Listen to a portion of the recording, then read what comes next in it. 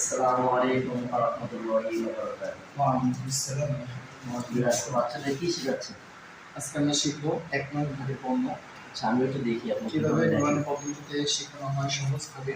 যেমন একটা বর্ণ পারলে বাকি আর ৬টা বর্ণ অনেক সহজভাবে লিখতে পারবে। ইনশাআল্লাহ এই ভিডিওতে আমরা সেভাবে লেখার পদ্ধতি দেখব ইনশাআল্লাহ।